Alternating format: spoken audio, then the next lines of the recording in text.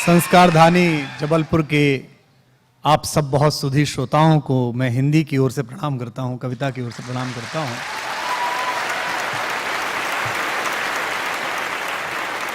सारे देश के और दुनिया के अलग अलग नगरों में भाषण देते समय, बोलते समय, काव्य पाठ करते समय मैं यह वास्तु मानता हूं कि उस जगह में जो कुछ हुआ है उसका इतिहास आपके साथ साथ चलता है। जबलपुर किसी भी चेतना संपन्न व्यक्ति के लिए तीर्थ की तरह है। हिंदी का व्यक्ति होने के नाते, भाषा का व्यक्ति होने के नाते मेरे लिए जबलपुर पुण्य क्षेत्र है, जहां सेठ गोविंदास जैसा महनीय नाटककार हुआ, जहां हरिशंकर परसाई जैसी बड़ी विभूति हुई। एक बड़ी परंपरा जबलपुर की है। और आज ही मैं जब आ रहा था जहाज में तो हमारे एक वरिष्ठ वकील साहब, अधिवक्ता मुझे मिल गए, तो मैं उनसे कह रहा था कि पूरी दुनिया घूमिए, मार्केटिंग अलग चीज है, पैकेजिंग अलग चीज है। नाइग्रा को अमेरिका की तरफ से देखाइए या कनाडा टोरंटो की तरफ से देखाइए, जो भेड़ाघाट में अपनत्व है मां नर्मदा में, वो दुनिया में कहीं नहीं। आपको लगता है कि संगमरमर की चट्टानें आपसे बात करती हैं, आपको लगता है कि वहां जो माझी है, जो आपका मल्लाह है, वो आपसे जिस मनहर जबलपुरी भाषा में बात करता है, वो भाषा का लालित्य, वो लय, वो लास्य बहुत मुश्किल है। मेरे लिए जबलपुर निजी रूप से बहुत ही महत्वपूर्ण जगह है। कवि सम्मेलन के शुरुआती दौर में जब मैं स्वयं ग्रेजुएशन में पढ़ता था और इंजीनियरिंग से मोहभंग के बाद स्वयं के अस्तित्व से जूझ रहा था, उस समय पहली बार यहां एक, मुझे अब हो गया होगा 2 सितंबर को इस साल मुझे कवि सम्मेलन के मंच पर 30 वर्ष हो जाएंगे। 30 साल से मैं मंच पर हूं। मैं 17 वर्ष की आयु में ग्रेजुएशन के पहले साल में मंच पर चला गया था, और ग्रेजुएशन के पहले साल में ही जबलपुर में मुझे तमराई चौक पर एक कवि सम्मेलन हुआ था, मुझे याद है आज भी। उसमें मैं था और उस समय के हिंदी के सारे बड़े तोप जितने भी हुआ करते थे, शैल चतुर्वेदी हों और भुल्लड़ मुरादाबादी हों, सब लोग थे। और एक छोटे से कृषकाय युवक को, अभी भी मेरी काया कोई विशाल और विशद नहीं है, तब तो और ही छोटा था मैं, तो बहुत मन से सुना था और आत्मविश्वास मुझे मिला इस जगह से। हमारे छोटे भाई बहन इस परिसर में हैं, हमारे अध्यापकगण जो पढ़ा रहे हैं वो इस परिसर में हैं, नगर के महनीय लोग हैं, नगर की प्रथम नागरिक की उपस्थिति है। मैं सबके प्रति कृतज्ञता बोध के साथ कहना चाहता हूं कि पिछले 70 वर्षों में हमारी शिक्षा परंपरा का, हमारी संस्कृति की परंपरा का जितना लोप हुआ है, उतना हिंदुस्तान के किसी वैचारिक आक्रमण में भी नहीं हुआ।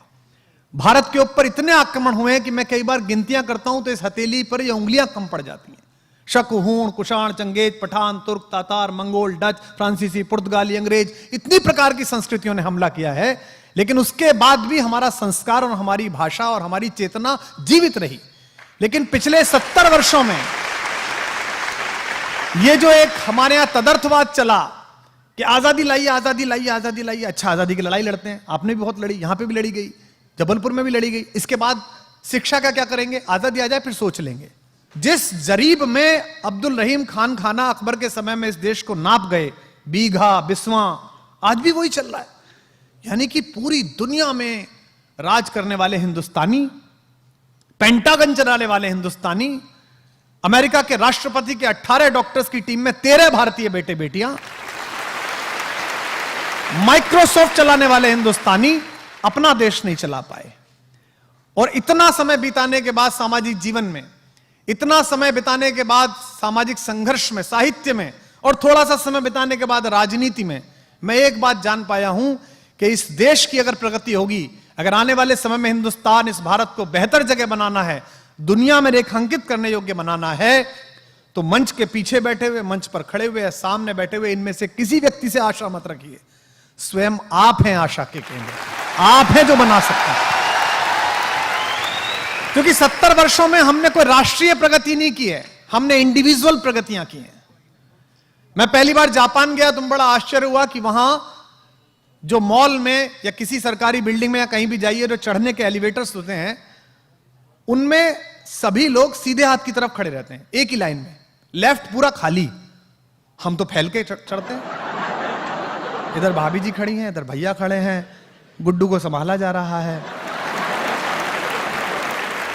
तो मैंने वहां के स्थानीय संयोजक से पूछा कि भाई ये कोई नियम कानून है सरकार का? बोले नहीं, कानून नहीं है सरकार का, अपने आप ऐसे ही चलते हैं। आप देखिए, लंदन जाइए, आप वहां की ट्यूबलर में जाइएगा, महापौर गई होंगी, निश्चित रूप से विश्व में दूसरी व्यवस्थाओं को देखने का अवसर मिलता है जनप्रतिनिधियों को। लाइन से लोग खड़े रहते हैं, पूरी ट्रेन उतरती है, उसके बाद लाइन से लोग चढ़ते हैं। ये राष्ट्रीय चरित्र है, ये नेशनल कैरेक्टर है। हमने इंडिविजुअल कैरेक्टर पैदा करे। मराठी के एक प्रोफेसर का बेटा 10वीं में फेल हुआ, लेकिन क्रिकेट अच्छी खेलता रहा, तो हमने सर सचिन तेंदुलकर पैदा किए। हमने हॉकी में ध्यानचंद पैदा किए। हमने राजनीति में भी इंडिविजुअल कैरेक्टर्स पैदा किए, चाहे किसी पार्टी में हो। हमने वो लोग पैदा किए जिन्होंने निजी क्षमता की। हमने राष्ट्रीय चरित्र क्या पैदा किया।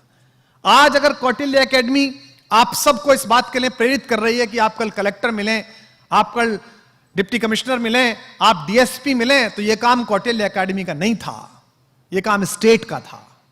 शिक्षा, स्वास्थ्य, सुरक्षा, पानी, बिजली, यह राज्य का काम है, जो पॉलिटिकल साइंस बच्चे पढ़ते होंगे। मैं बड़े दुख के साथ कहता हूं कि मैं 1 करोड़ रुपए के आसपास टैक्स देता हूं। पहले केवल इनकम टैक्स देता था, नई सरकार आई है, महापौर बैठी है, कृपा हुई तो जीएसटी भी लगी कविता पर।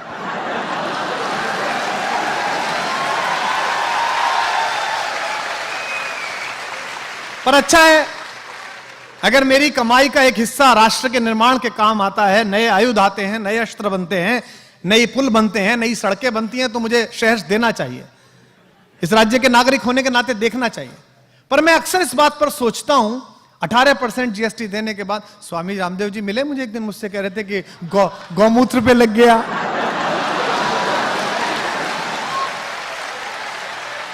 अरे मैंने कहा वो तो मूत्र है, हमारी तो कविता पे लग गया भाई। लेकिन मुझे एक प्रश्न आतंकित करता है, जिसका उत्तर मुझे राजनीति से भी नहीं मिलता। मैं स्वयं राजनीति में हूं, और जैसा हूं आपको पता ही है कि दूसरे छोड़िए, अपने वाले से भी नहीं सहा जाता।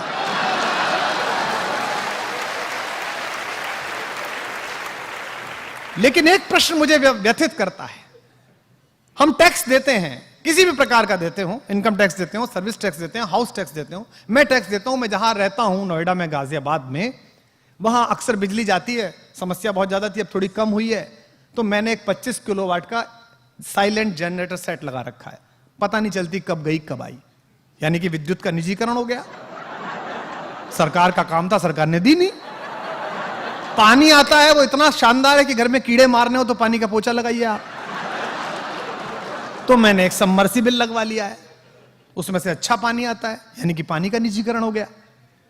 उसके बाद सुरक्षा की स्थिति है कि कोने पर ही लोग चैन खींच के भाग जाते हैं महिलाओं की। तो मैंने एक सिक्योरिटी एजेंसी से 4 गार्ड खड़े कर लिए कि भाई देखते रहना, कुछ ना हो तो, यानी कि मेरी सुरक्षा का निजीकरण हो गया। जब मैंने अपनी बेटी को पढ़ने के लिए सोचा कि ये कहां पढ़े, तो मैंने सोचा कि सरकारी स्कूल जिसमें मैं पढ़ा, मेरे पिताजी पढ़े, तो देखा कि स्कूल में कभी बिल्डिंग नहीं है, कभी गुरुजी नहीं है, कभी कुछ नहीं है ही नहीं, स्कूल की हालत खराब है। तो मुझे डीपीएस में पढ़ाना पड़ा, यानी कि शिक्षा का निजीकरण हो गया। और भगवान ना करे, ईश्वर के कोप से अगर कभी आप बीमार हो जाएं, तो सरकारी अस्पताल से आप सीधे कहां जाते हैं, उससे बेहतर है कि आप दूसरे अस्पताल जाएं, यानी कि स्वास्थ्य का भी निजीकरण हो गया। तो भाई साहब, जब मैंने आपको पैसे दिए 1 करोड़ रुपए, तो इसी बात के दिए थे कि आप मुझे शिक्षा दें, स्वास्थ्य दें, सुरक्षा दें, पानी दें, बिजली दें। और ये क्यों हुआ है? ये मैं इसलिए कह रहा हूं कि आपको अधिकारी बनना है, ये मैं इसलिए कह रहा हूं कि आपको कभी डिप्टी कलेक्टर बनना है। मेरी शुभकामनाओं पर भरोसा करिए। महापौर जिस पार्टी से आती है वो जानती है, मैंने जिस मुख्यमंत्री को शुभकामना दे दी थी, प्रधानमंत्री बन गया।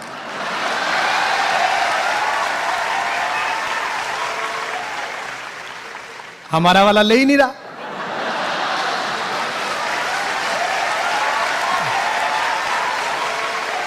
तो आपको शुभकामनाएं कि आप बड़े पदों पर पहुंचेंगे।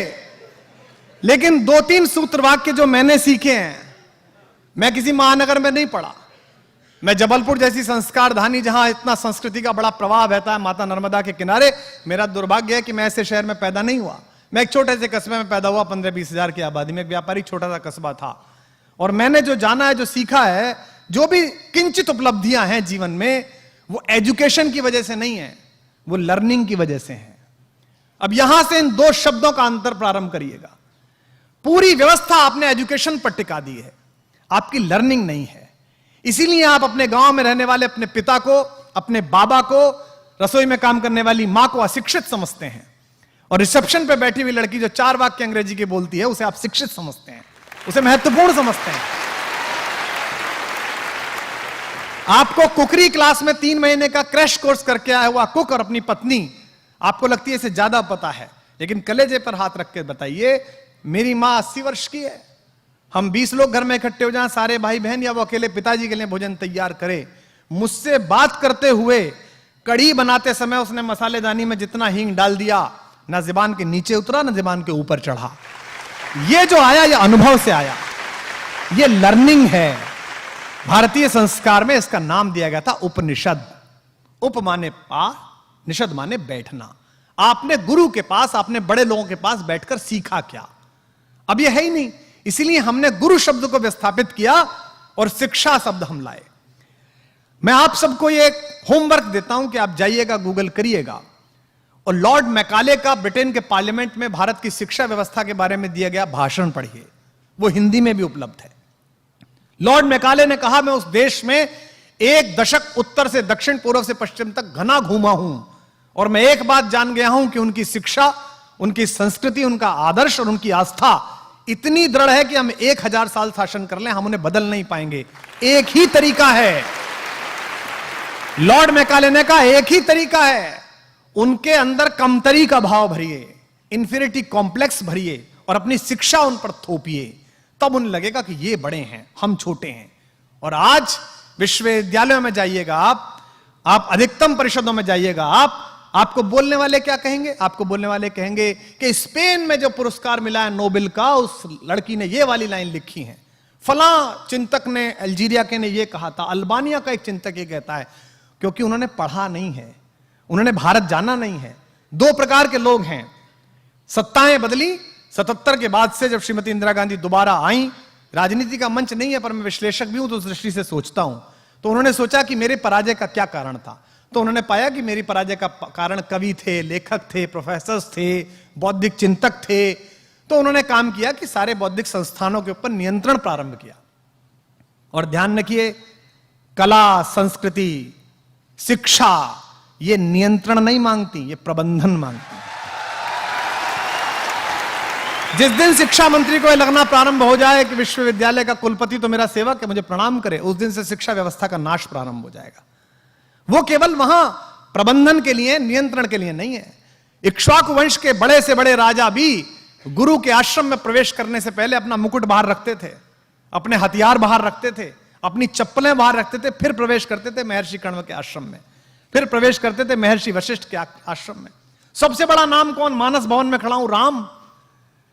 राम पढ़ने गए, पढ़ाने कोई नहीं आया।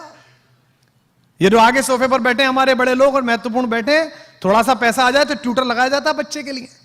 राम का ट्यूटर नहीं आया, गुरु गृह गए पढ़न रघुराई, अल्पकाल विद्या सब पाई। दशरथ बड़े आदमी थे, चाहते तो 5 ट्यूटर लगा देते, लेकिन नहीं, वो पढ़ने गए। कृष्ण संदीपन ऋषि क्या पढ़ने गए, जहां उनका सुदामा से परिचय हुआ, और वो मैत्री बाद में कहां पली। यानी कि ये गुरु पद था जिसको आपने शिक्षक में बदल दिया। तो मैं मानस भवन में खड़ा हूं, इसलिए मैं मानस से बात प्रारंभ करता हूं। मैं आज आपको नए सूत्र देने की कोशिश करता हूं, इसके बहाने दृष्टि देखिए। जीवन में जो सबसे सरल आपको लगता है कि यार ये तो राम की कहानी है, ये तो हनुमान जी का हनुमान चालीसा, इसको क्या पढ़ूं मैं, वहीं से आपकी विजय का सूत्र निकलेगा। डार्विन की थ्योरी महापौर महोदय बताई जाती है हमें। हमको पश्चिम वाले कहते हैं कि हम बंदर से आदमी बने। मैंने कहा तुम बने होगे भाई, हम तो नहीं बने। बोले आप कैसे बने? हमारे पुराणों में, हमारे शास्त्रों में सीधी प्रक्रिया है विकासवाद। ऐसा नहीं पहले दिन आदमी बन गया, हजारों साल पहले लिखे गए, 2000, 4000, 5000 साल पहले लिखे गए ये पुराण, उनमें सीधी परंपरा। हमारा पहला अवतार कौन है? मत्स्य अवतार। वो किसमें चलता है? पानी के अंदर। दूसरा कौन है? कूर्मा अवतार, कछुआ। वो किस पे चलता है? पानी और जमीन दोनों पे। तीसरा कौन है? वराह, जो पानी और जमीन के बीच की कीचड़ को भेदता है। यानी कि देखिए इवोल्यूशन हो रहा है, डेवलपमेंट हो रहा है। मछली से कछुआ, कछुए से वराह, और उसके बाद वराह के बाद क्या आया? वामन अवतार। आदमी बड़ा पैदा नहीं हुआ, पहले छोटा सा पैदा हुआ जिसने 2.5 डग में पृथ्वी नापी, फिर अवतार आपके प्रारंभ हुए। यानी कि विकासवाद की थ्योरी आपके शास्त्र में थी और आप डार्विन में ढूंढते रहे, क्योंकि आपको आदत पड़ गई थी बाहर देखने की, आपको आदत पड़ गई थी पराये लोगों के गुणों पर मुग्ध होने की। और मेरा सदा मानना है कि जो आपके पास है वो इतना महत्वपूर्ण है कि आप बाहर नहीं देखते। तो आप राम से चलिए, आपने पूरा सिस्टम आप देखिए, लड़की के रिश्ता देखने जाते हैं तो क्या कहते हैं, मैं कस्बे में पैदा हुआ, क्या कहते थे, अजी इनकम टैक्स में इंस्पेक्टर है, हाथ का कोई काम नहीं है, अपना कुर्सी पे बैठना है। पहला काम, हाथ इतना इतना खराब चीज है। मतलब ये जो पृथ्वी प्रकृति ने हमको दिया है, जिससे पत्थर तराशे गए, जिससे अजंता अलोरा उगला है पहाड़ों ने, ये इतना सामान्य काम है। चिंपैंजी और हम में अंतर जानते हैं आप? चिंपैंजी सब वो काम करता है जो हम काम करते हैं, एक काम नहीं कर सकता, जिसके कारण हम मनुष्य और वो चिंपैंजी रह गया। उसका ये वाला अंगूठा इस वाली उंगली से नहीं मिल पाता, ताकि वो पेन थाम सके, ताकि वो कूंची थाम सके, ताकि वो छेनी थाम सके। ये केवल मनुष्य करता है, केवल मनुष्य करता है। और फिर भी हमने कहा साहब हाथ का कोई काम नहीं होना चाहिए, हमने उसको पीछे कर दिया, हमने उसको पीछे छोड़ दिया। तो मानस भवन में मैं आज खड़ा हूं, सबसे पहला सूत्र है आपकी सफलता का जो मेरे जीवन में है, वो है जिज्ञासा। गुरुओं से भी अनुरोध है और जो यहां बच्चे पढ़ रहे हैं उनसे भी अनुरोध है, जिज्ञासा को आदर देना सीखिए। हमारी पूरी शिक्षा व्यवस्था में क्या कहते हैं साहब, बच्चा गए साहब, तो मैं गया था पेरेंट्स मीट में एक बार, तो मैंने वहां देखा कि साहब आपका, पहले बात चल रही थी, मैडम बता रही थी, बोले आपका बच्चा बहुत अच्छा है, चुप बैठा रहता है, कोई कभी उपद्रव नहीं, कोई सवाल नहीं पूछता। तो मैंने अपनी पत्नी से कहा कि मैं इसके माँ बाप से बात करना चाहता हूँ कि बच्चे का इलाज कराएंगे। तो उसने कहा आप झगड़ा कराएंगे यहाँ पे मेरा।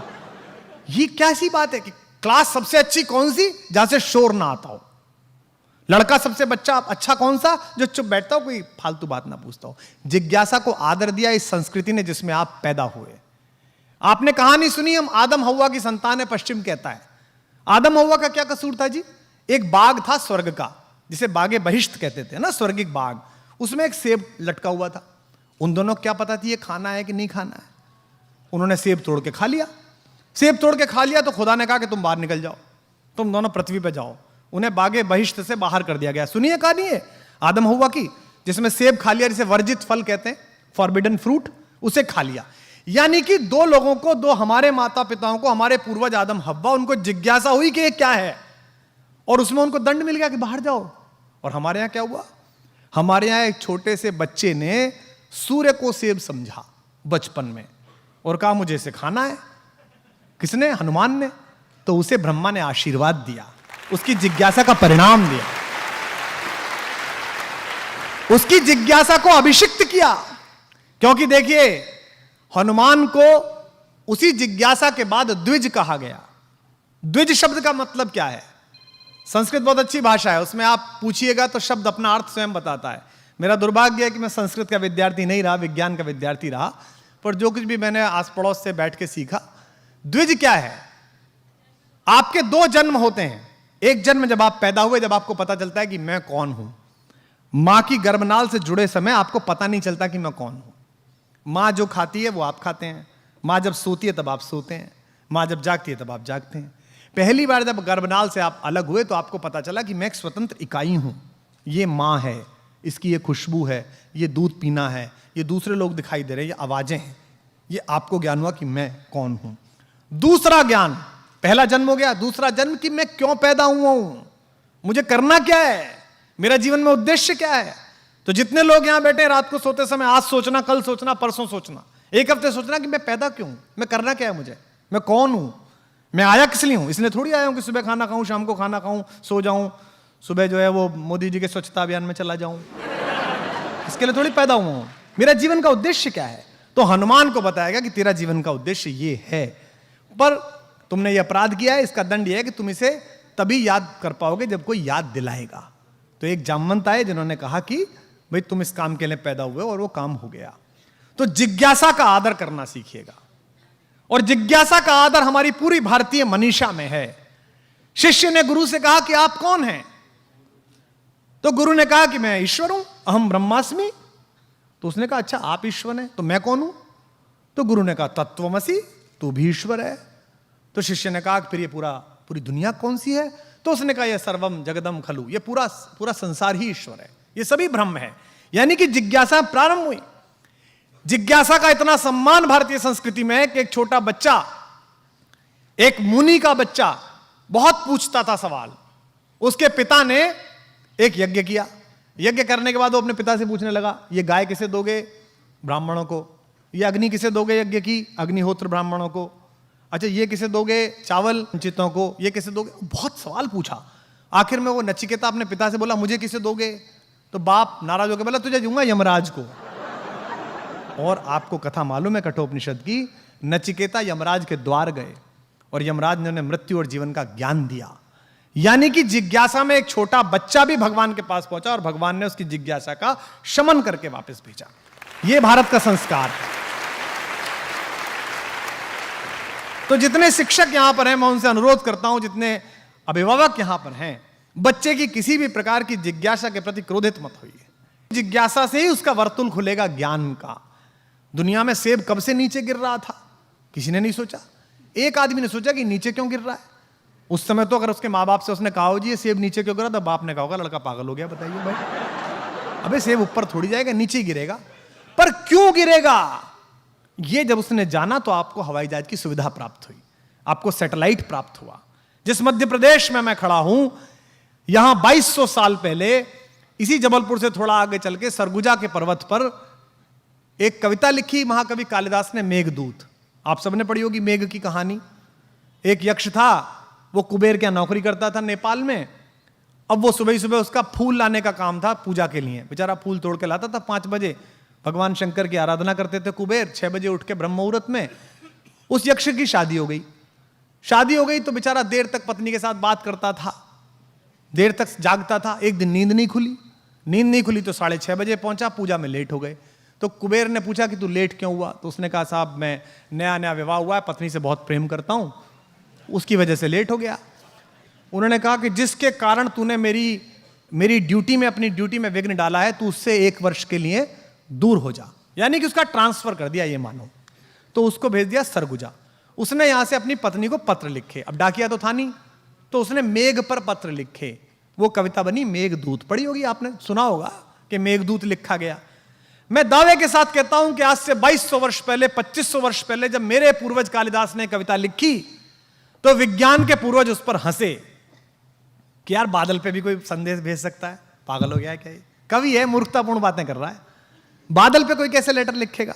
लेकिन अगर उस समय के भारतीय वैज्ञानिकों ने हमारे कवि को गंभीरता से लिया होता और सोचा होता कि कुछ हो सकता है, तो आज जो ये मोबाइल के ऊपर MMS उतरता है, जो वीडियो उतरता है, ये टेक्नोलॉजी सबसे पहले हम लाए होते, क्योंकि मेघदूत के समय से हमारे पास ये तकनीक है।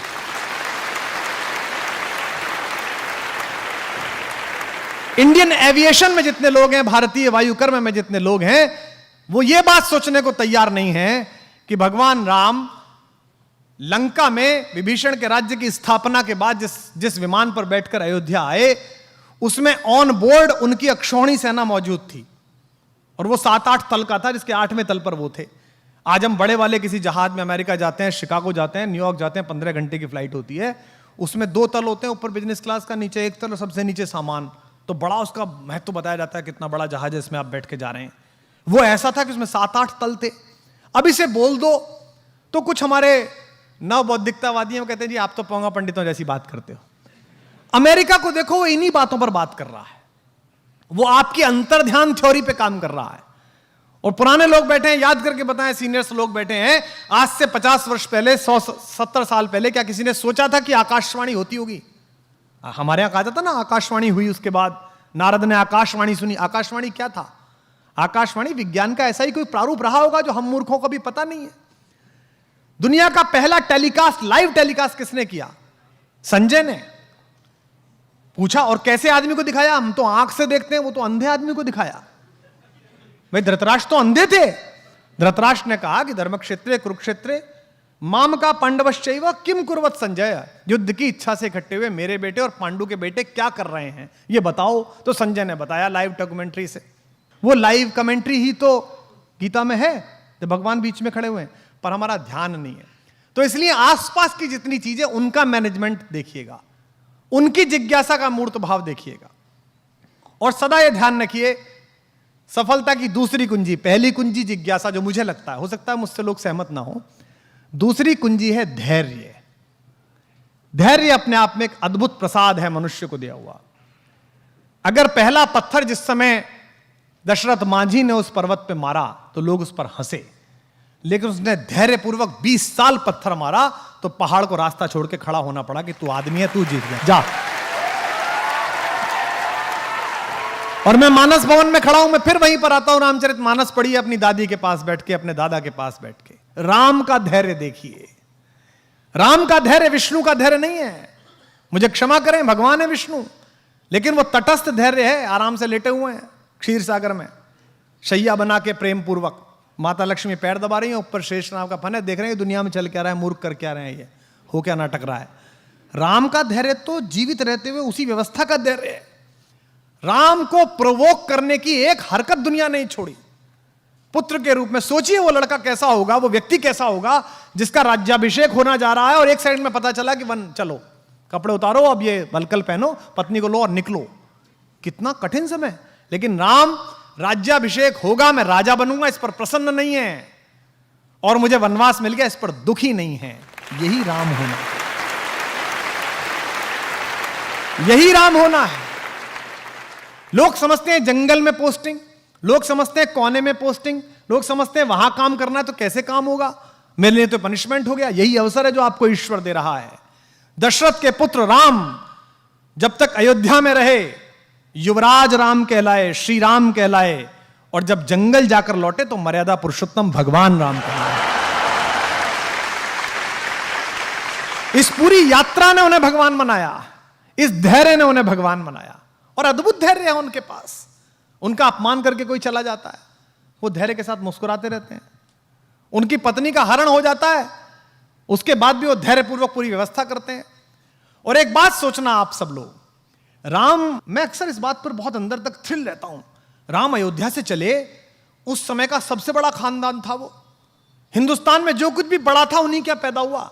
इक्ष्वाकु, अज, रघु, दिलीप, पुररवा, ययाति, नहुष, दशरथ, सब बड़े आदमी उन्हीं क्या। भारत का नाम जिस पर रखा गया वे भी उन्हीं क्या पैदा हुए, भरत, सब उन्हीं क्या पैदा हुए।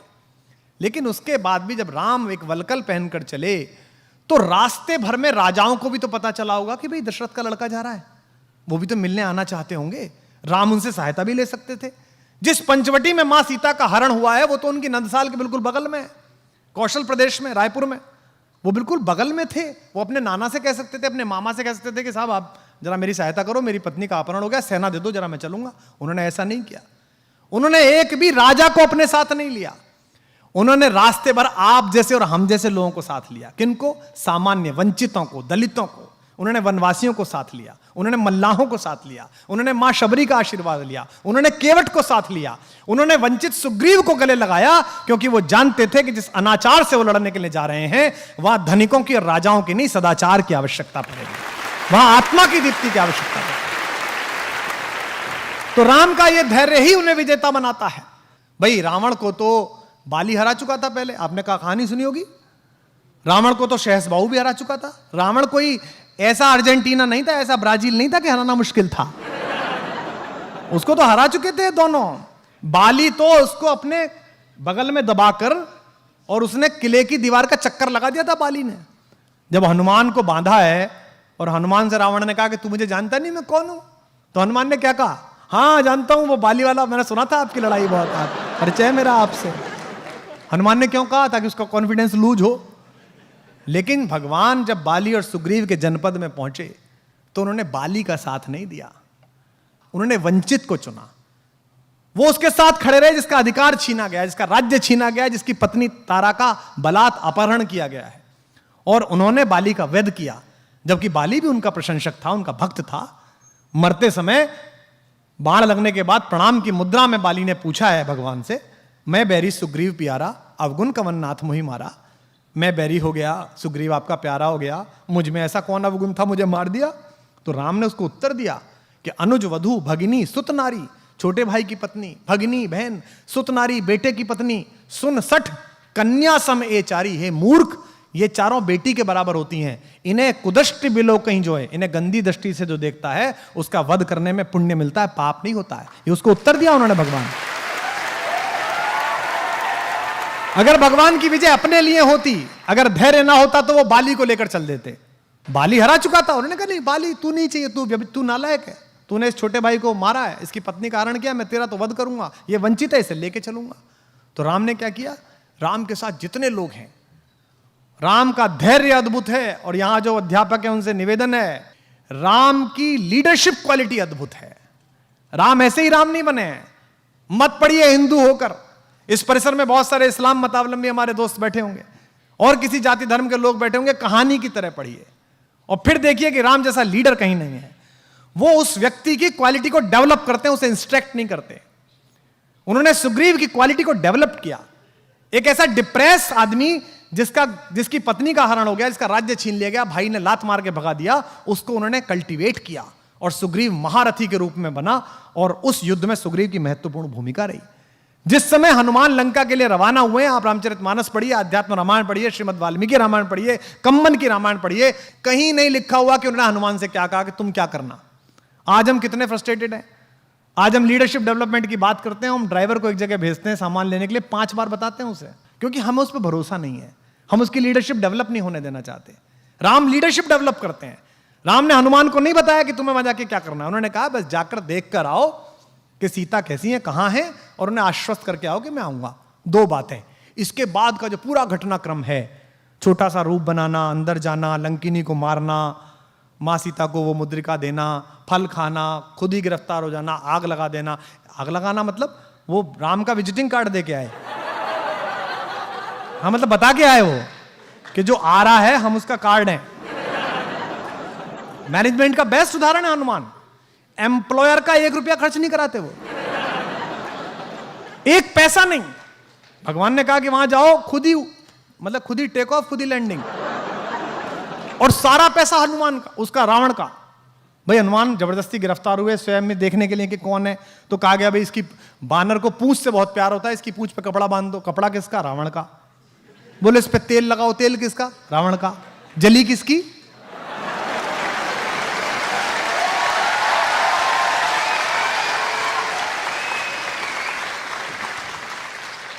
बेस्ट एम्प्लॉय, सर्वश्रेष्ठ व्यक्ति, कोई ना नुकर नहीं। भगवान राम के जीवन में जो 2 कठिन समय आए, उन दोनों में उन्होंने ही पार लगाई। उनसे कहा गया कि भाई मेरा भाई ये बीमार है, सोचो राम पर कैसी बीती होगी। भगवान राम के जीवन का सबसे कठिन रात वो है जब उनके भाई को मूर्छा आई। उस रात राम कितने भी ईश्वर हो, मनुष्य रूप में जी रहे थे, मन में ये तो आई होगी यार अयोध्या जाके क्या कहूंगा, पत्नी कहां अपहरण हो गया, भाई कहां युद्ध में मारा गया। ऐसे समय में हनुमान काम आए और हनुमान गए, वहां कंफ्यूजन हो गया कि कौन सी संजीवनी बूटी, मेडिकल स्टोरी ले आए पूरा। बोले भाई इसमें से देख लो कौन सी है। तो 2 बातें हुई, पहली हुई जिज्ञासा, दूसरी हुई धैर्य, तीसरी हुई आपको क्राफ्ट करने वाले लोगों में कि आप लीडरशिप डेवलप करें, आपके अंदर नेतृत्व की क्षमता डेवलप हो। और नेतृत्व की क्षमता का शिक्षा से कोई मतलब नहीं है। मैंने निजी रूप से जाना है। मैंने एक बहुत कम शिक्षित 5वीं पास व्यक्ति के साथ आंदोलन किया है उनके नेतृत्व में, और मैंने तथाकथित एक बहुत बड़े पढ़े लिखे के साथ राजनीति करी है।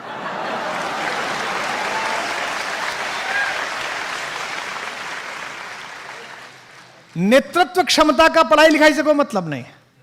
नेतृत्व क्षमता पैदा करना आपकी आत्मा की शुचिता पर निर्भर है। आपको जब यह लगता है, राम को भी तो लग सकता होगा कि यार हनुमान में इतना तेज है, कहीं यही ना राजा ना बन जाए, कहीं इसकी आरती ज्यादा ना होने लगे।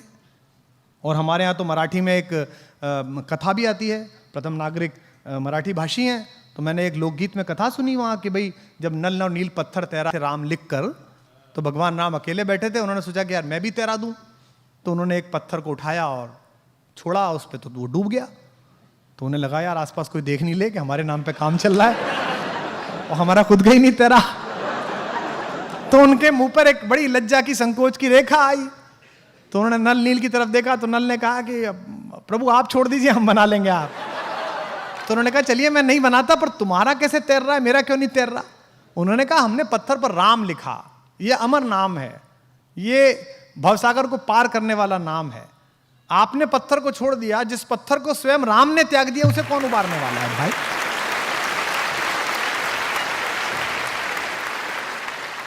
तो लीडरशिप इस बात से निर्भर होती है कि आप इस बात में कितना विश्वास करते हैं कि ईश्वर द्वारा तय किया गया मेरा भाग्य किसी मनुष्य के निपटाने से, खत्म करने से, बढ़ाने से ना बढ़ेगा ना घटेगा।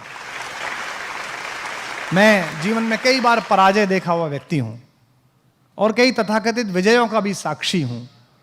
मैं साफ रूप से मानता हूं कि आपकी विजय, आपकी पराजय स्वयं आपकी क्षमता, प्रतिभा और उसके बाद प्रारब्ध पर निर्भर करती हैं। पृथ्वी पर कोई मनुष्य नहीं बना जो आपको पराजित कर सके, आपको विजयी बना सके। स्वयं आपके अपने आप से सवाल करने का। तो 3-4 बातें मैंने बताई, और एक बात और मैं आपसे बता रहा हूं, वो है एकाग्र होना। एकाग्र होना क्या है? खुद से बात करना। भाई देखो, आधे आधे, 1/3 बनना चाहते हो, 1/3 क्रिकेटर बनना चाहते हो, थोड़े से हीरो बनना चाहते हो, थोड़ा सा गाना गाना चाहते हो, थोड़े से अच्छे बेटे बनना चाहते हो, थोड़े से अच्छे प्रेमी प्रेमिका बनना चाहते हो, थोड़े से अच्छे विद्यार्थी बनना चाहते हो। इसमें का कुल मिला के आखिर में कुछ नहीं बन पाते। मेरे जीवन में जब हिंदी की कविता के साथ जीने का समय आया इंजीनियरिंग से फरार होकर, तो मेरी बहन ने मुझसे पूछा, हमारे समय में जब माँ बाप समझाते तो ऐसे नहीं समझाते थे कि जैसे ये जोशी साहब काउंसलिंग कराते हैं आपकी, कि एक मैडम बैठ जाती हैं, एक वो बैठ जाते हैं, वैल आप क्या करना चाहते हैं, किस में रुचि। ना, हमारे तो पिताजी डायरेक्ट समझाते थे, और उसमें पिताजी का आध्यात्मिक, मानसिक, हार्दिक और शारीरिक चारों प्रकार का बल लगता था। कोई मुझसे कहता है कि साहब माँ के पैर के नीचे जन्नत होती है, पिताजी के पैर के नीचे क्या? मैंने कहा जूता। उन्होंने जब मुझे समझाया और वो हार गए कि नहीं मैं तो कविता पढ़ूंगा, बीए करूंगा, तो मेरी बहन जो मुझसे बड़ी है, प्रोफेसर है वो, जिसने मेरा नाम विश्वास कुमार से कुमार विश्वास किया बाद में, उसने मुझसे पूछा तू करेगा क्या कविता करके, जिंदा कैसे रहेगा? तो मैंने उसको कहा कि हाँ जिंदा रहूंगा आराम से, क्योंकि हिंदुस्तान तो बड़ा आस्तिक देश है, जिसके दरवाजे पे 2 भजन गाऊंगा वही सुबह खाना खिलाएगा, शाम को खाना खिलाएगा। और ये ऐसा नहीं था कि हास्य में कहा गया था, ये मजाक में कहा गया था, ये कृत संकल्प था अंदर से कि अगर ऐसी भी कभी स्थिति आई तो ऐसा कर लेंगे। कहीं 4 बाद लाइन सुनाएंगे, एक गीत सुनाएंगे, आदमी सुबह का खिलाएगा, दूसरे गांव जाके दूसरा सुनाएंगे, वो खिलाएगा, कोई कपड़े सिलवा देगा, जीवन चल जाएगा। कम से कम तृप्त रहूंगा कि जो चाहता था वो कर रहा हूं, कविता लिखनी थी लिख रहा हूं, साहित्य पढ़ना था पढ़ रहा हूं। यह एकाग्र भाव। अर्जुन एकाग्र हैं, बाकी सबको सब दिखता है, किसी को मछली दिखती है, किसी को कुछ दिखता है, अर्जुन को सिर्फ आंख दिखती है मछली की। इसलिए द्रोणाचार्य अपने पुत्र से भी अधिक प्रेम करते हैं उन्हें, और इस बात की टीस महाभारत के हर समकालीन पात्र को है कि गुरुवर द्रोण अर्जुन से इतना प्यार क्यों करते हैं। आपको भी लगता होगा कि फला वाले सर इस बच्चे को ज्यादा प्यार करते हैं, इसकी तरफ ज्यादा है, ऐसा नहीं है। वो किसी के प्रति भेदभाव नहीं है, वो केवल इतना है कि एकाग्र कौन है, क्योंकि दुनिया में केवल 2 ही परंपरा हैं जो अपने से आगे बढ़ने पर खुश देखती हैं सामने वाले को। एक पिता अपने पुत्र को आगे जाते हुए देख के गर्व से ऊंचा हो जाता है, और एक गुरु अपने शिष्य को बड़ा होते हुए देखकर गर्व से प्रसन्न हो जाता है। और एक बात और ध्यान रखिएगा, असफलताएं केवल यह सिद्ध करती हैं कि सफलता का प्रयास पूरे मन से नहीं हुआ।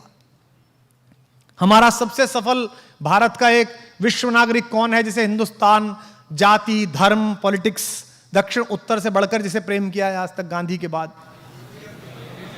देखिए आप, बिना कहे नाम निकलता है एपीजे अब्दुल कलाम। इस देश ने अद्भुत प्रेम किया उनसे, और उनके जीवन में एक क्षण आया कि वो आत्महत्या कर रहे थे।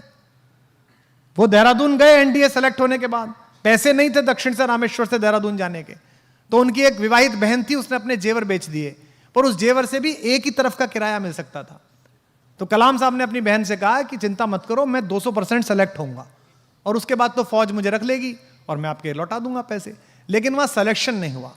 तो ऋषिकेश कभी आप जाइए, वहां शिवानंद आश्रम है लक्ष्मण झूला के पास, वहां पहाड़ियां थी पहले, उस पहाड़ी पर शाम के समय वो पहुंचे आत्महत्या के इरादे से कि अब तो जीवन निस्सार हो गया, जाने तक के पैसे नहीं है।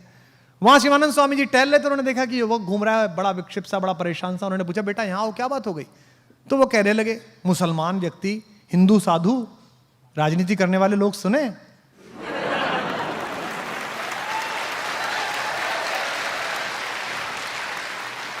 उन्होंने पूछा कि क्या हो गया? तो बोले साहब मैं अपनी बहन के जेवर बेच के पढ़ने यहाँ आया था, मतलब ये एनडीए का इंटरव्यू देने, मेरा सिलेक्शन नहीं हुआ, जाने तक के पैसे नहीं है, मुझे लगता है जीवन में मैं किसी काम के लिए नहीं बना हूं। तो उन्होंने कहा तुमको गलतफहमी है, तुम्हारा सिलेक्शन पता है क्यों नहीं हुआ? उसने कहा क्यों नहीं हुआ? तुम्हारा सिलेक्शन इसलिए होने हुआ कि ईश्वर ने तुम्हें शायद किसी इससे बड़े काम के लिए नियत किया है, और बेटा तुम आज रात यहां रुको, आश्रम में भोजन करो, और कल मैं तुम्हें जाने के पैसे दे दूंगा, और घर जाकर अपना अध्ययन करो, अपना काम करो। और उसने वो काम किया कि अमेरिका की तानाशाही, यूरेनियम लेकर इतराने वाले लोग, क्रायोजेनिक ईंधन के लिए हमारे प्रधानमंत्री को अपने दरवाजे पर रुकवाने वाले लोग प्रतिबंधों की बाढ़ लगाते रह गए, और हिंदुस्तान ने वो काम करके दिखाया मिसाइल के क्षेत्र में, परमाणु तत्व। तो यह है एकाग्र भाव है, और यह है असफलता के बोध से बाहर आना। असफलता का एकमात्र कारण यह है कि ईश्वर ने किसी बड़े आपको हेतु के लिए रखा है। मेरे जीवन में, निजी जीवन में कई असफलताएं आई हैं और मैं उन्हीं से बना हूं। पहली असफलता प्रेम में आई, जिसकी वजह से कवि बना। उस समय लगता था कि जीवन निस्सार है, जिसके लिए इतनी मेहनत की वो ही नहीं है तो क्या मतलब है। लेकिन मैं जानता हूं कि एक असफल प्रेम ने मुझे लाखों सफल प्रेम कहानियां दी। ऐसे ही जीवन में अनेक बार असफलता आई। राजनीतिक मायनों में देखें तो पिछले महीनों भी एक असफलता आई, लेकिन मुझे अब भी लगता है कि ईश्वर ने किसी बड़े हेतु के लिए निर्धारित किया है। धैर्य आवश्यक है, एकाग्रता आवश्यक है, शायद कोई बड़ा काम भगवान लेने वाला है, या हो सकता है इसी में हित हो। और ये जो दर्शन है भारत का, आपको भी लगता होगा कई बार, हिंदुस्तान का लड़का लड़की 17, 18, 19 साल में जब जवान होता है, मसें भीगती हैं और चेतना पहली बार दरवाजे पे चौखट देती है तो वामपंथी हो जाता है। हाँ, कम्युनिस्ट हो जाता है, उसे पिता अमरीशपुरी लगता है। ये कौन आदमी घर में है जो मेरे सपनों को उड़ने नहीं दे रहा। वो इसी प्रतीक्षा में रहता है, लड़कियां इसी प्रतीक्षा में रहती हैं कि किसी ना किसी दिन तो ये कहेगा कि जा सिमरन जा। लेकिन थोड़ा समय बीते तो वो सनातनी हो जाता है, क्योंकि एक समय आते आते उसको पता चलने लगता है कि मेरे एफर्ट्स, मेरी क्षमता, मेरी प्रतिभा अपनी जगह है, प्रारब्ध अपनी जगह है, वो काम करेगा। अगर मैं नियोजित तरीके से लगा रहा तो एक ना एक दिन उसका प्रतिफल मिलेगा। मैं निजी जीवन की व्याख्या से कह रहा हूं। जब मैंने कवि सम्मेलनों की कविता को कॉर्डलेस माइक के साथ, कॉलर माइक के साथ, म्यूजिक के साथ शुरू किया तो 2004 के आसपास मेरा इतना विरोध हुआ कि देश के 28-30 कवि मेरे साथ नहीं बैठते थे मंच पे। वो लिख के देते थे कुमार विश्वास आएगा तो हम नहीं आएंगे, जो आजकल सेल्फी खिंचाने भतीजे को लाते हैं। लेकिन मुझे पता था कि ये प्रारूप बदलेगा, अगर मेहनत की जाएगी तो कुछ होगा। क्योंकि किसी शिक्षा संस्थान में नहीं गई, मेरी दादी भी कहती थी मुझसे बचपन में, लाला मन से रोए तो फूटी आंख से भी आंसू निकले। रोना मन से है, काम मन से करना है। तो एकाग्र भाव, इसको अपने, आप जो भी परीक्षाएं देने जा रहे हैं, जो भी कुछ करने जा रहे हैं, इसलिए मत करिएगा कि आपको टॉप करना है, इसलिए मत करिएगा कि पिताजी ने यहां भेजा है, इसलिए मत करिएगा कि ये कामयाब करना है। और अगर नहीं करना है, मन से नहीं आ रहा कि नहीं करना है, तो कल छोड़ने के बजाय आज छोड़िए कि नहीं करना। फिर ये सोचिए कि करना क्या है। जैसा मैंने बताया ना, द्विज होने का अर्थ यह कि मेरे जीवन का उद्देश्य क्या है, मैं पैदा क्यों हुआ हूं। मतलब पैदा हुए और आप यूं ही, अकबर इलाहाबादी हमारे एक शायर थे, इलाहाबाद हाईकोर्ट में जस्टिस थे वो, उनका एक बड़ा अच्छा शेर है कि क्या कहें अहबाब वंशजों, हमारे आने वाली पीढ़ियों, क्या कहें अहबाब। किसी ने पूछा चाचा आपने क्या किया, तो उनका शेर था कि क्या कहें अहबाब, क्या कारे नुमाया कर गए, क्या हमने एग्जीबिशन लायक काम किया, बताने लायक काम किया। और काम बताया अगली लाइन में, क्या कहें अहबाब, क्या कारे नुमाया कर गए, बीए करी, नौकर हुए, पेंशन मिली, फिर मर गए। ये क्या हुआ भाई आपका? आपने कितने मित्र पैदा किए, कितने शत्रु पैदा किए, कितने विचार के विरोधी पैदा किए, कितने विचार के समर्थक पैदा किए, कितना संघर्ष किया। आपको राम के बाद की संततियों के बारे में पता है क्या? कोई चर्चा हुई क्या? आपको अगली संततियों के बारे में इतना पता नहीं है। जो निकला, जो अपने से बाहर निकला, उसको सारा संसार मिला, और जिसने मरना सीखा उसको ही जीने का अधिकार मिला। सबसे पहले जिज्ञासा को आदर दीजिए। अंदर जो भी पैदा हो उत्तर, उसके शमन की कोशिश करिएगा। दूसरी बात है कि आप धैर्य रखिएगा। जो कहा जाता है ना कि वतन की रेह मुझे एड़ियां रगड़ने दे, मुझे यकीन है पानी यहीं से निकलेगा। तो ये जो भाग्यवाद है जिसके भरोसे बहुत लोग हैं कि साहब भाग्य करेगा, अरे वो कुछ नहीं करेगा भाई।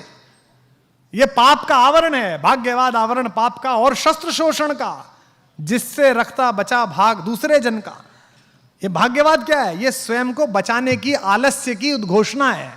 ये हो जाएगा, भगवान जी क्या करेंगे? अरे आप पहले करोगे। धर्मो रक्षति रक्षिता, धर्म उसकी रक्षा करता है जो अपनी रक्षा करता है।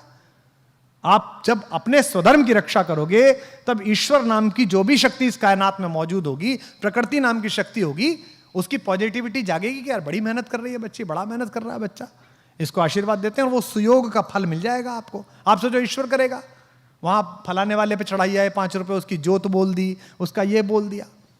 और जितने असफल लोग बैठे हैं इस परिसर में, बहुत सफल लोग बैठे हैं राजनीति में, व्यवसाय में, अपने कामों में। याद करके देखिए जिस समय आप सफलता के लिए संघर्ष कर रहे थे, कितने पुखराज पहने थे, कितने बाबाओं की जोत मनाई थी, कितने यज्ञ किए थे, मैंने तो नहीं किए भाई। एक भी चीज नहीं पहन सकता था मैं, चप्पल ली थी वही पहनना था। उपलब्धि आ गई तो 5 आदमी आ गए, ये पहनो आप, ये करो आप। तो कई बार उनका मन रखने के लिए, चाहे माँ हो, चाहे पत्नी हो, बहन हो, आदमी कर लेता है। लेकिन ये सब जितना भी नियामन है भाग्य का, ये पुरुषार्थ से है सबसे पहले। कृते में दक्षिणे हस्ते जयो में सव्याहिता। अगर कार्य अर्जुन तेरे सीधे हाथ में होगा तो विजय तो तेरे उल्टे हाथ में आ जाएगी। उल्टे हाथ से पकड़ना मुश्किल होता है। तो अगर कार्य तुम्हारे सीधे हाथ में होगा तो ये मध्य प्रदेश पीएससी और यूपीएससी आपके चरणों में आ जाएगी। लेकिन उसके लिए एकाग्रता अर्जुन वाली चाहिए। न्यूजीलैंड में एक यूनिवर्सिटी है, विक्टोरिया विश्वविद्यालय, मैं वहां बोलने के लिए गया था। तो मैंने वहां बोला, वहां चाइना के लड़के भी थे, वियतनाम के अलग अलग शोध करते हुए विद्यार्थी। तो मैंने उनसे बोला कि भाई हमारे यहाँ तो मोटिव ऑफ लाइफ है, जीवन के जो उद्देश्य हैं वो 4 हैं, धर्म, अर्थ, काम और मोक्ष। तो मैंने बताया कि धर्म यह है कि आपको पता हो कि मुझे करना क्या है, शरीर का धर्म क्या है, आपका धर्म क्या है। ये हिंदू मुस्लिम नहीं, ये तो अभी 5,000 साल पुरानी कवायद है। मनुष्य, एक बात और ध्यान रखना, अचानक याद आ गई, मनुष्य 8 लाख वर्ष से पृथ्वी पर है और धर्म की अवधारणा 5,000 वर्ष की ज्ञात है हमारी। अगर इस 8 लाख वर्षों को 24 घंटे के जीवन में ढालो, मनुष्य की आयु 24 घंटे करो, तो धर्म के नाम 5 सेकंड आते हैं। और इस 5 सेकंड के चक्कर में हमने 23 घंटे 55 मिनट 55 सेकंड बर्बाद करके रख रखे हैं। सारा काम इसी में लगा रखा है हमने। तो ये जो धर्म, अर्थ, काम, मोक्ष, धर्म क्या है? शरीर का धर्म है। शरीर माध्यम खलु धर्म साधनम। रात को आप सोए, सुबह को आप शौच के लिए गए, ये शरीर का धर्म है। ये शरीर का पहला धर्म है कि जब शरीर में नेचुरल कॉल आए तब आप उसे निवृत्त होने के लिए जाएं। आपको आश्चर्य होगा कि भारत में, अमेरिका में लोग हंसते हैं। अमेरिका में जो डॉक्टर होता है उसके पास कोई जाता है और वो कहता है साहब मुझे कॉन्स्टिपेशन की समस्या है, तो डॉक्टर कई बार हंस के कहता है आर यू इंडियन? क्योंकि भारत में इसलिए हुआ कि शौच की व्यवस्था ठीक नहीं थी। मैं प्रधानमंत्री का आभारी हूं, केवल उनके कार्यकाल नहीं, अगला जिसका भी कार्यकाल हो और जितने भी कार्यकाल हों, 10-20 वर्ष इस देश में स्वच्छता अभियान, शौचालय की बात होनी चाहिए, तब जाके कुछ देश में हो पाएगा। अमेरिकियों को नहीं हो रहा, इंग्लैंड वालों को नहीं हो रहा, क्योंकि उनके यहां सदा उपलब्ध है, पहले दिन से बना हुआ है। हमारे यहां ये कि नहीं, सुबह ब्रह्म मुहूर्त में कर लो, क्यों? उजाला हो जाएगा गांव में। तो पहला है धर्म। दूसरा है अर्थ। अर्थ का मतलब पैसा नहीं, अर्थ का मतलब है जीवन का अर्थ क्या है, इस जीवन का करना क्या है। कुछ को प्रशासनिक सेवा में जाना है, कुछ को सेना में जाना है। और जो अर्थ है जीवन का, उसके हिसाब से आपकी जाति है। यहां बैठे होंगे ब्राह्मण परिवार के लोग, वैश्य परिवार के लोग, दलितों के वंशज, वंचितों के वंशज, आदिवासियों से आते हुए लोग। ये मत समझना कि खानदान से मिला हुआ विरुद्ध तुम्हारा विरुद्ध है। ये जोशी हो जाने से जोशी नहीं है कि जोशी हम पैदा हो गए तुम तो ब्राह्मण हो गए, नहीं। कर्म की विधान है। भगवान ने कहा अर्जुन से, चातुर्वर्ण मया सृष्टि गुण कर्म विभागशः। हे अर्जुन, 4 वर्णों में बटी हुई मेरी सृष्टि गुण और कर्मों के विभाजन पर है। अगर आप शिक्षा लेने का काम करते हो तो आप किसी धर्म और जाति को, आप ब्राह्मणत्व का संस्कार जी रहे हो। अगर आप देश के दुश्मनों से, बाह्य और आंतरिक दुश्मनों से युद्ध करते हो, रक्षा करते हो, तो आपका क्षत्रिय संस्कार है। अगर आप देश की व्यवस्था बनाते हो तो आप दलितों के साथ हो जिन्होंने इस देश की व्यवस्था बनाई है। अगर आप अर्थव्यवस्था में भाग लेते हो तो आप वैश्य और वणिक का काम कर रहे हो। ये जो वर्ण व्यवस्था थी, हालांकि बहुत लोग नहीं मानते, ना माने कोई दिक्कत नहीं है, लेकिन ये बड़ी वैज्ञानिक थी। तो दूसरा हुआ धर्म, धर्म अर्थ, और तीसरा हुआ काम, जिस पर बातचीत करने से भी पूरा विश्व डरता था, उसकी व्यवस्था हमने बनाई। और वो काम केवल सेक्स नहीं है, वो काम है डिजायर। एको हम बहुश्यामः। वेद क्या कहता है? एक हूं, बहुत होना चाहता हूं। मनुष्य की क्या इच्छा है? आपने पढ़ा था बायोलॉजी में, अमीबा गोल वाला, वो बीच में से कट गया, फिर 2 हो गए, फिर कट गया, फिर 3 हो गए। ये क्या है? एको हम बहुश्यामः। मैं एक हूं, बहुत होना चाहता हूं। और इसी के कारण यह व्यवस्था बनी। भगवान बुद्ध के समय जब बुद्ध दर्शन चला और बुद्ध ने कहा जीवन दुख का मूल है, और ऐसी स्थिति आ गई कि अधिकतम लोग भिक्षुक होने लगे, उस समय दक्षिण से एक विद्यार्थी चला, एक तपस्वी चला, आद्य शंकराचार्य नाम का, जिसने केवल एक दंड लिया और यात्रा की, और इस पूरे भारत को दोबारा जीवित किया और कहा कि नहीं, एको हम बहुश्यामः। अगर जगत सत्य है, ब्रह्म सत्य है, तो जगत भी सत्य है। तो तीसरी चीज है काम, जिसको सामान्य रूप से हम वात्स्यायन का काम शास्त्र समझ लेते हैं। हम सेक्स एजुकेशन समझ लेते हैं। सेक्स नहीं है वो, सेक्स तो उसका एक छोटा सा पार्ट है। जैसे बहुत सारे हमारे साथी जो है बच्चे योग को जो है वो सुबह सुबह होने वाली फूफा समझते हैं कि इस नाक से नया, इस नाक से गया, ये योग हो गया। ये योग का एक सामान्य अंग है। ये योग की जो 8 प्रक्रिया हैं उनमें से एक है ये प्राणायाम, जिसको लोग लिए घूम रहे हैं कि ये योग है। योग नहीं है। योग कर्म में कुशलता योग है। गीता में भगवान ने कहा है कि अर्जुन ने पूछा योग क्या है, तो उन्होंने कहा कर्म, योगः कर्मसु कौशलम।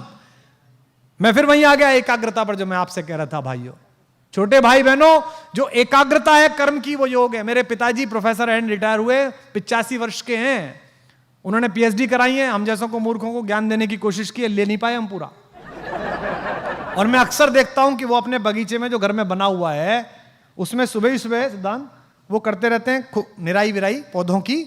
और बहुएं जो प्रोफेसर हैं, यूनिवर्सिटी में पढ़ाती हैं, आईएफएस हैं, मेरी भाभियां, वो चाय लेके सुबह सुबह जाती हैं। मैंने एक दिन देखा कि वो उससे पौधे से बात कर रहे हैं। वो कह रहे हैं अच्छा तो श्रीमान जी आपकी जड़ यहाँ निकल आई, ओहो हो आप तो बहुत फजीता करोगे, चलिए आपको एक नया गमला देते हैं आज हम। और उसको लेके वो बात कर रहे हैं। मूर्ख थोड़ी है कि पौधे से बात करेंगे, कर्म की कुशलता के साथ कर रहे हैं।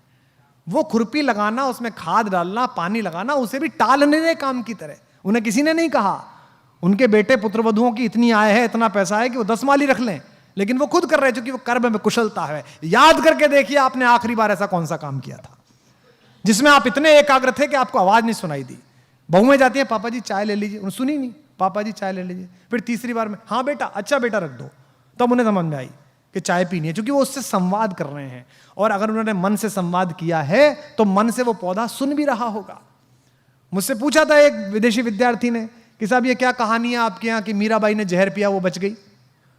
तो मैंने कहा अगर ये आस्था है कि ये जो मुझे भेजा है ये भगवान कृष्ण ने अमृत भेजा है, अगर अंदर इतनी पात्रता है तो दुनिया के हर जहर को अमृत होना ही पड़ेगा। दुनिया की हर केमिस्ट्री को नतमस्तक होना ही पड़ेगा।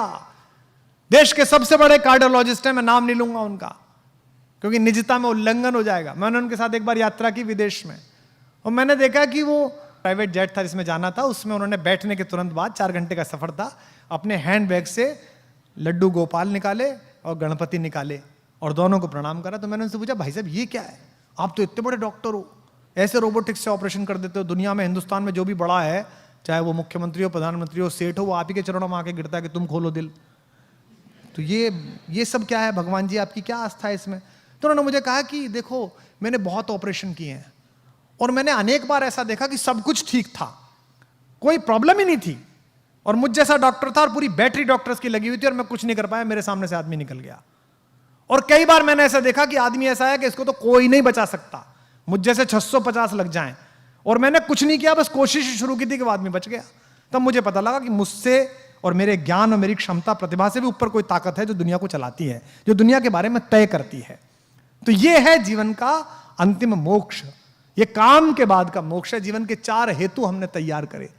तो ये जो एकाग्रता है अपने काम में, कि जिस समय आप इतिहास पढ़ रहे हो, जिस समय आप सोशियोलॉजी पढ़ रहे हो, जिस समय पॉलिटिकल साइंस पढ़ रहे हो, उस वक्त आपको ये लगे जैसे इस परिसर में बैठे हुए जो लोग हैं, जो त्रयी है आपकी चेतना की, स्थान की, आपने व्यक्तित्व की और समय की, वो तीनों अर्धलुप्तावस्था में, उन्हें याद नहीं है कि मैं कहां बैठा हूं, मुझे कितने बजे जाना था, मैं कौन हूं। संवाद में सरसता है, हम एक दूसरे से बात कर रहे हैं, आप रिएक्ट कर रहे हैं, मैं आपकी बात कर रहा हूं। तो आप जब पढ़ें, जब पढ़ने के लिए बैठें, तो इतनी समरसता जिस दिन आ जाएगी, उस दिन ये पब्लिक सर्विस कमीशन का रिजल्ट नहीं है, ये प्रोडक्ट नहीं है, ये बाई प्रोडक्ट है। आपको ये तो बाई प्रोडक्ट में मिल जाएगा, तो छाछ है, नवनीत नहीं है, मक्खन नहीं है। मक्खन वो आत्मसंतोष है जो आपको इतिहास को पढ़ने में मिलेगा। मक्खन वो आत्मसंतोष है कि आपको इस बात के शोध लगाने में लगेगा कि पानीपत की तीसरी लड़ाइयों में, तीनों लड़ाइयों में निर्णय विपरीत क्यों हुए। मक्खन वो आत्मसंतोष है जब आपको इस बात की स्मृति पूरी आ जाएगी कि आज मैंने कितने मजेदार तरीके से मैंने विश्व की राजनीतिक व्यवस्था पढ़ ली, मैकियावेली पढ़ लिया, मैंने कौन तक पढ़ लिया मैंने। वो जो आपको आत्मसंतोष आएगा वही असली नवनीत है, बाकी बाई प्रोडक्ट है। ये मैं अपने अनुभव के आधार पर कह रहा हूं। ये प्रसिद्धि, ये ऐश्वर्य, ये मान्यताएं, ये सब बाई प्रोडक्ट हैं।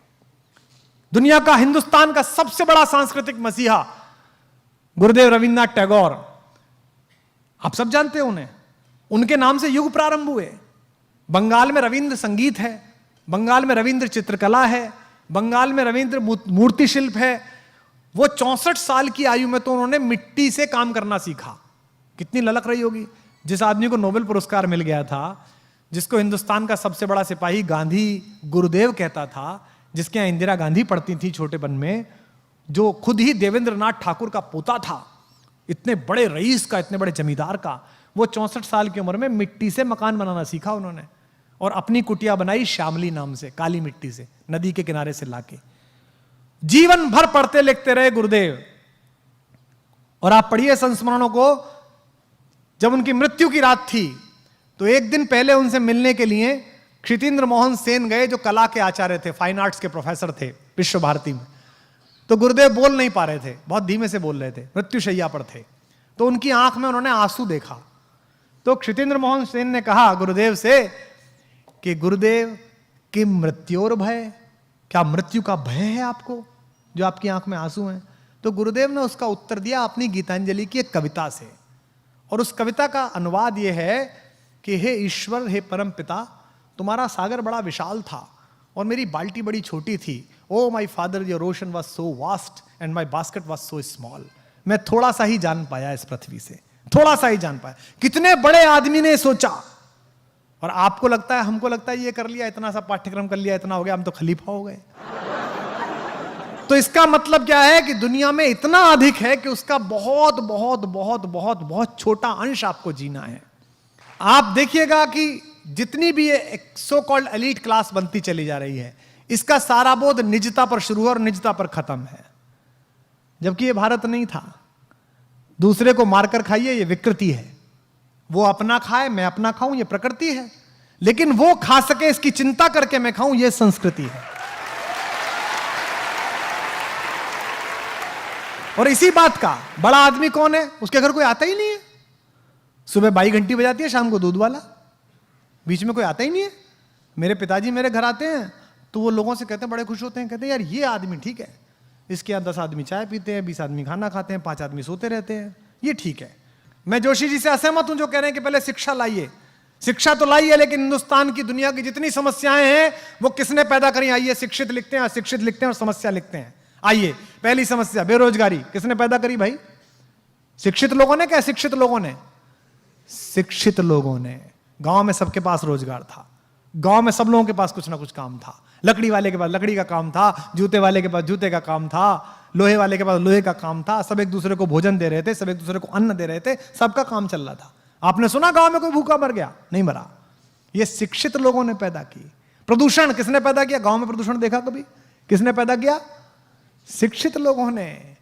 इससे क्या तय होता है कि शिक्षा आपको कार दे सकती है, लेकिन लर्निंग आपको संस्कार दे सकती है। आपको तय करना है कि बिना संस्कार की कार लेनी है कि संस्कार सहित कार लेनी है। अधिकतम पूरी लड़ाई बिना संस्कार की कार लेने की है। यही कारण है कि हमने इस जीवन को कष्ट का साधन बना दिया है। दूध में यूरिया मिलाया जा रहा है। जो यूरिया मिला रहा है उसको शर्म लिहाज नहीं है कि किसी की किडनी में जाएगा तो किसी का पति, किसी का बेटा, किसी का सुहाग, किसी की राखी सुनी हो जाएगी। उसके खुद के घर में भी बेटी है, उसके खुद के घर में भी पुत्र है। वो सोच के देखे कि मेरे पुत्र को अगर ये यूरिया किडनी फेल कर दे और मेरा बेटा मर जाए तो कैसा लगे। नहीं, वो सोच ही नहीं रहा। उसको लगता है 1000 रुपए फालतू मिलने, थोड़ा सा यूरिया मिला दो। सब्जी वाला यही कर रहा है आपके साथ, अफसर आपके साथ यही कर रहा है, सरकारें आपके साथ यही कर रही हैं, नेता आपके साथ यही कर रहे हैं, क्योंकि हमने इस पूरे प्रोसेस को लर्निंग का बनाया ही नहीं है। हमने इस पूरे प्रोसेस को शिक्षा का बनाया है। और मैं आपसे निवेदन करता हूं कि शिक्षित हो जाइए, पढ़िए, खूब पढ़िए, रिसर्च करिए, इंजीनियर बन जाइए, डॉक्टर बन जाइए, आईएएस बनिए, पीसीएस बनिए, लेकिन लर्निंग सीखिए। कोई नासा नहीं गए थे वो गांव के लोग जो गौरैया को धूल में लेटते हुए बता देते थे कि आज पछुआ के साथ बादल आएंगे। उसने अनुभव से ये जाना था। तो इसका मतलब कुछ ज्ञान ऐसे हैं जो अनुभव से ही आते हैं। महिलाएं बैठी हैं, मातृशक्ति बैठी हैं, मातृशक्ति इस नगर का प्रतिनिधित्व करती हैं।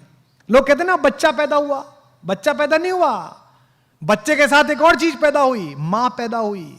उससे पहले वो भाभी थी, बेटी थी, बहन थी, मां नहीं थी। अब वो मां पैदा हुई है। मेरी पत्नी मेरी बेटी को डांटते हुए अक्सर कहती है, तू बनेगी ना मां तब पूछूंगी तुझसे। उसको लगता है खराब बात है। अरे ये सही बात है, क्योंकि उससे पहले वो सिर्फ बेटी थी, सिर्फ वो पत्नी थी, सिर्फ वो बहन थी। जिस बार पहली बार उस शिशु ने आकर किलकारी भरी, उस दिन मां को पता चला कि मैं मां हूं, मेरा बोध क्या है, मुझे जगना इसके अनुसार है, मुझे सोना इसके अनुसार है, मुझे इसका सब काम करना है। उस दिन से उसका बोध पैदा हुआ। तो जैसे आप ज्ञान के साथ यात्रा करते हैं, आपके मन में नई जिज्ञासा पैदा होती है, तो यकीन मानिए आप भी पैदा होते हैं, साथ साथ आप भी नए तरीके से पैदा होते हैं। जब आप कोई चीज पढ़ते हैं और आपको एकदम चेतना आती है कि यार क्या अद्भुत बात पढ़ी, तो ये मानिए कि थोड़ा सा जन्म आपका हुआ है। अब आपको तय करना है कि आपको अधूरा पैदा होना है कि पूरा पैदा होना है। आपको विकल दिव्य अंगों के साथ पैदा होना है कि संपूर्ण सुशोभित शरीर के साथ पैदा होना है। इसलिए पढ़िएगा तो ये सोच के मत पढ़िएगा कि ये पास करना है, ये सोच के पढ़िएगा कि मुझे ये जानना है, ये मेरी इच्छा है, ये मैं जानना चाहता हूं। अधिकांशतः हम जो पढ़ रहे हैं, हम ये पढ़ रहे हैं कि ये इतना है, इसको ऐसे करने से ऐसे हो जाएगा। इससे जीवन आगे नहीं जाएगा। गांव में मैं गया तो वो एक गांव के प्राइमरी स्कूल की पहली दूसरी क्लास की अंग्रेजी की किताब देखी, आपने भी देखी होगी। उसमें लिखा हुआ था जी फॉर जेंटलमैन। तो सामने कुछ चीजें बनी रहती है ना, अम्ब्रेला बना हुआ है ना, बना रहता है सब। बी फॉर बैलून, तो बैलून बना हुआ है। तो जी फॉर गर्ल एंड जेंटलमैन, तो एक लड़की बनी हुई, और जेंटलमैन के नाम पर सूट पहने हुए एक आदमी बैठा हुआ, मतलब खड़ा हुआ, यानी कि जेंटलमैन है। जिसने सूट पहना वो जेंटलमैन है। तो गांव के उस बच्चे को यह लगता होगा कि ये जो धोती कुर्ते में मेरा बाप है,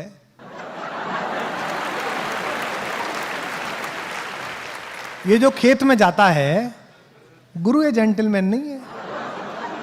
जेंटलमैन कौन है? जेंटलमैन पीडब्ल्यूडी का वो चोर क्लर्क है जो सूट में आता है रोज सुबह सुबह।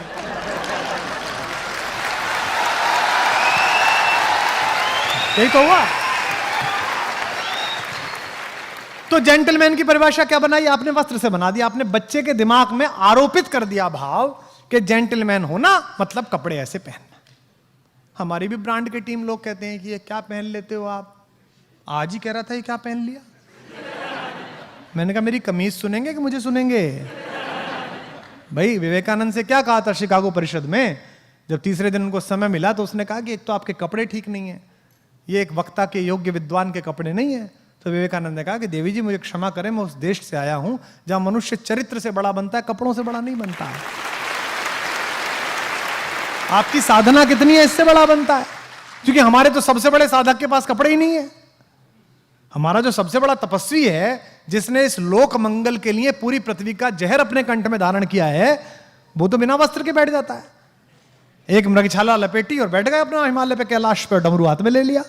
उनसे तो किसी ने नहीं कहा कि आपने कपड़े क्यों नहीं पहने साहब, आप ऐसे क्यों दिख रहे। और वो लोक मंगल का समन्वय का सबसे बड़ा प्रतीक है हमारी पृथ्वी पर, हम सब आस्तिक लोगों के लिए।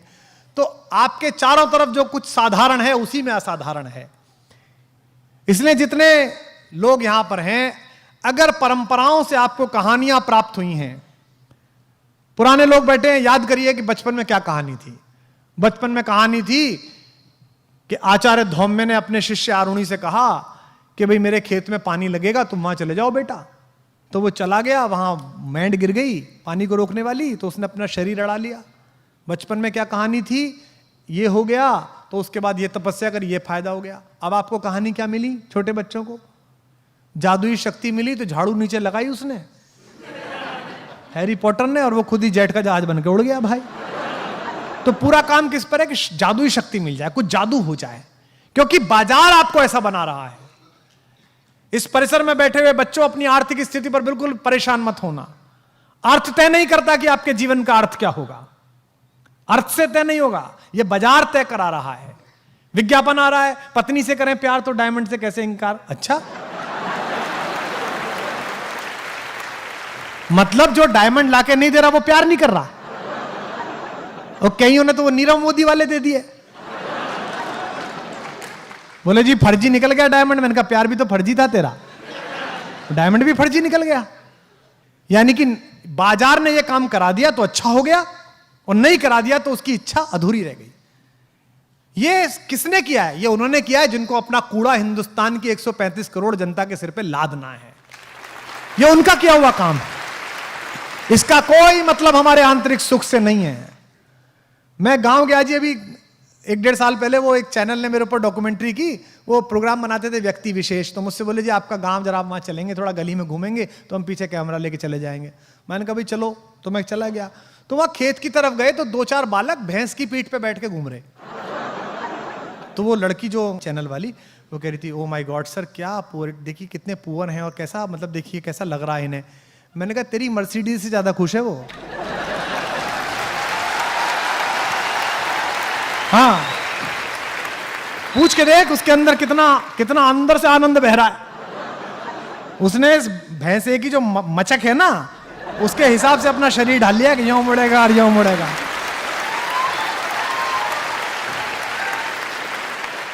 पर हमने बना लिया है। अंग्रेजी नहीं आती तो हमें, अरे क्यों, मुझे क्यों आएगी भाई। हिंदी खराब बोलते समय कभी गिलानी हुई, कभी शर्म लिहाज आई कि हिंदी खराब बोल रहा हूं, फिर अंग्रेजी खराब बोलते हुए गिलानी क्यों है।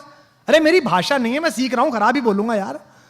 अब अच्छी आ जाएगी तो बोल लूंगा, ना आएगी तो कौन सा प्रॉब्लम पड़ रही है भाई, ना आएगी तो क्या हो जाएगा। लेकिन ऐसा बना लिया है कि अंग्रेजी, जब तक आप अंग्रेजी जरूर सीखिए, बोल लीजिए। मेरे पास भी ग्रेजुएशन में थी, गोल्ड मेडल मिला मुझे, यूनिवर्सिटी टॉप की मैंने, मुझे भी अंग्रेजी बहुत पसंद है। शुरुआत की कविता अंग्रेजी में लिखी। पर आप देखो कि देसी के अंदर इतना अधिक कमतरी का भाव भर गया है, इतना अधिक इन्फीरिटी कॉम्प्लेक्स है। निज भाषा उन्नति है सब उन्नति को मूल। आपको हिंदी बोलने में शर्म आती है, आपको बुंदेली बोलने में शर्म आती है, आपको इस महाकौशल की भाषा बोलने में शर्म आती है। और कितनी मधुर भाषा है, कितनी मीठी भाषा है इस पूरे क्षेत्र की। आप फोन करिए महापौर जी के घर पे, के हैं क्या मैडम, अब भाई तो इतनी हती है भाई, चली गई बाजार में।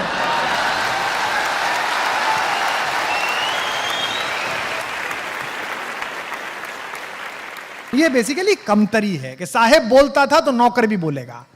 तो भाई तुम होगे नौकर, तुम्हारे बाप होंगे नौकर। मैं आजाद हिंदुस्तान में पैदा हुआ हूं, मैं हिंदी के हिंदुस्तान में पैदा हुआ, और मैं इस मानस भवन में संस्कारधानी के पूरे इतिहास की शपथ खा के कह सकता हूं कि 1000 कमियां हैं हम में, पर पूरे विश्व में ऐसा देश नहीं है जिसमें हम पैदा हुए हैं, पूरी दुनिया में ऐसा देश नहीं है।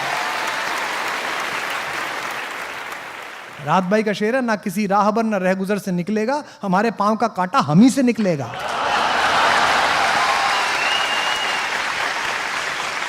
हम अपना काम कर लें। हिंदुस्तान कोई लाल किले का नाम नहीं है, हिंदुस्तान किसी पार्लियामेंट की बिल्डिंग का नाम नहीं है। 1/125 करोड़ हिंदुस्तान मैं हूं, 1/125 करोड़ हिंदुस्तान आप हैं। मैं अच्छा कवि बन जाऊं, आप अच्छे विद्यार्थी बन जाएं, हमारे हिस्से का हिंदुस्तान निर्माण प्रारंभ हो गया, भारत का निर्माण शुरू हो गया, हमने बना लिया अपना हिंदुस्तान। अब आप नौकरियों में आ जाएंगे। ये जितने नेता हैं, जितने मुख्यमंत्री हैं, प्रधानमंत्री हैं, विधायक हैं, महापौर हैं, अलग अलग पदों पर लोग हैं, इनकी समय सीमा है 5 वर्ष, 10 वर्ष, 15 वर्ष, 20 वर्ष। आप जब नौकरी में आएंगे, आपकी समय सीमा आपकी सेवानिवृत्ति तक है। आपको वेतन ये नहीं देंगे, इस देश की जनता का टैक्स देगा। तो आपकी जिम्मेदारी बननी चाहिए कि आप उस टैक्स देने वाले अपने मालिक के प्रति ईमानदार रहें, इन टेम्परेरी मालिकों के प्रति ईमानदार ना रहें। सम्राट चंद्रगुप्त का जब राज्याभिषेक किया कौटिल्य ने, जिनके नाम पर यह एकेडमी है, तो आप सबको याद होगा कि चाणक्य बहुत बुद्धिमान व्यक्ति थे। उन्हें लगा कि यार ये यूनान से तो आक्रमण होता ही रहेगा, इसे कैसे टालें। तो सेल्यूकस जो सेनापति थे सिकंदर के, सिकंदर तो वहीं से लौट गया था कोने से, तो उसने सोचा कि भाई अब कैसे इनसे संधि की जाए। तो उन्होंने सेल्यूकस की पुत्री कार्नेलिया से चंद्रगुप्त की शादी करा दी। भाई इससे बेहतर क्या है, रिश्तेदारी होगी, अब आक्रमण नहीं होगा। और यही हुआ। भारत में सम्राट चंद्रगुप्त का वंश बहुत दूर तक फैला।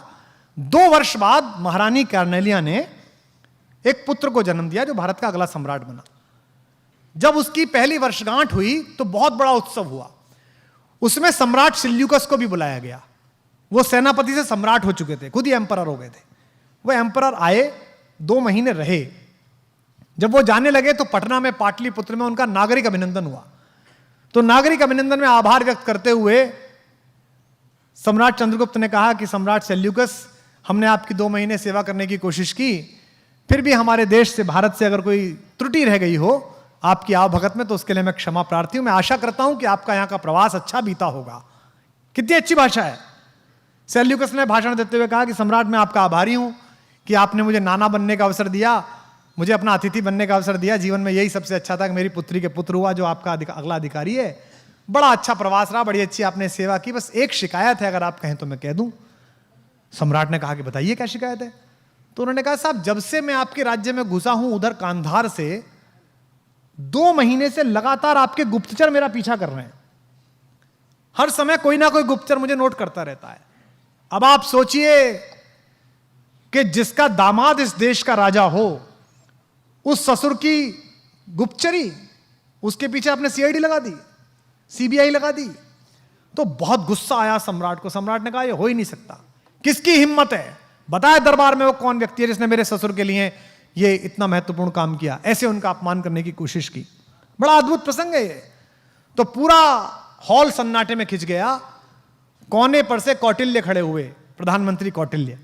उन्होंने कहा महाराज क्षमा करें, मैं सूचना देना चाहता हूं कि गुप्तचर सम्राट सेल्यूकस के साथ साथ मेरी आज्ञा से चल रहे थे। अब अपने गुरुजी से क्या कहते हैं सम्राट?